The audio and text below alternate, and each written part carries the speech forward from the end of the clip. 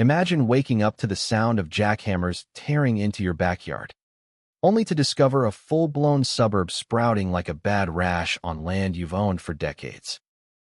That's the nightmare that hit me. Elias Thorne, a quiet retiree on my 80-acre plot in suburban Ohio.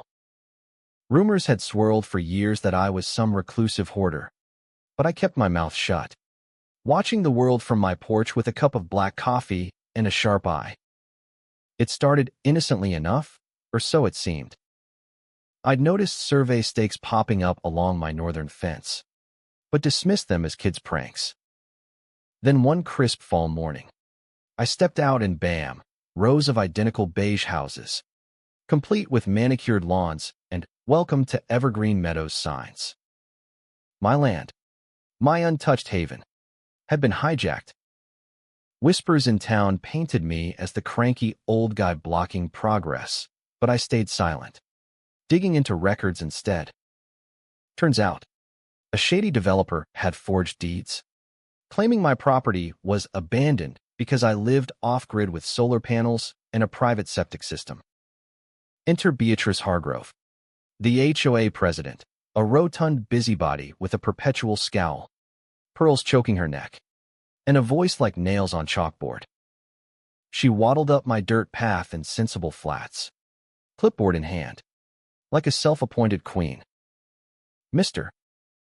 Thorne, this eyesore of a cabin violates our aesthetic guidelines," she sniffed, eyeing my weathered shed. "And that ancient Ford? It must go. Community standards demand uniformity." I leaned on my rake. Calm as ever. "Community? Last I checked. This is my deed-stamped dirt you're standing on." She chuckled, that fake polite laugh dripping with condescension.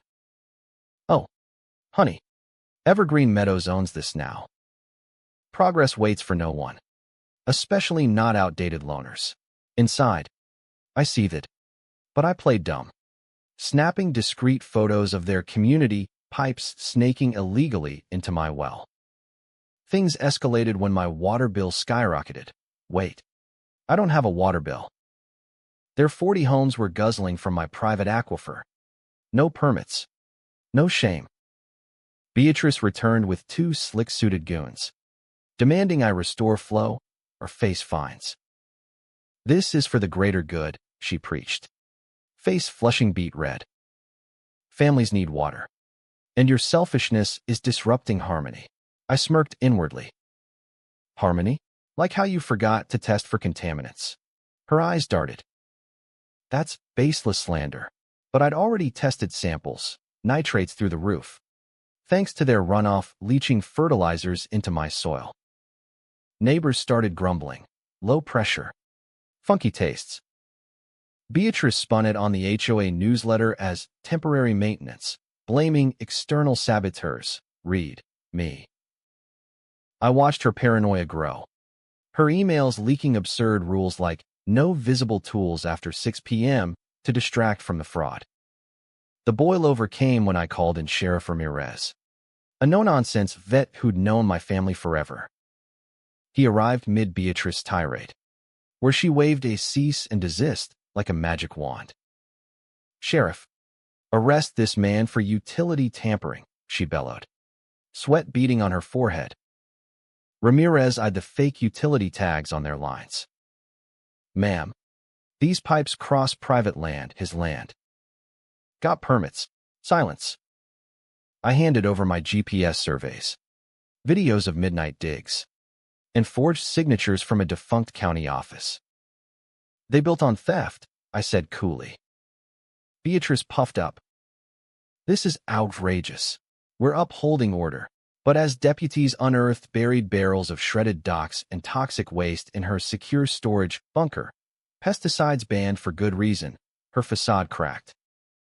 "It's just paperwork," she yelped, voice pitching hysterically. The EPA swooped in, hazmat suits gleaming. Tests confirmed poisoned groundwater, endangering kids downstream.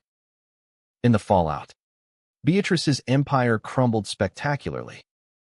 Arrested for fraud, environmental crimes, and election rigging.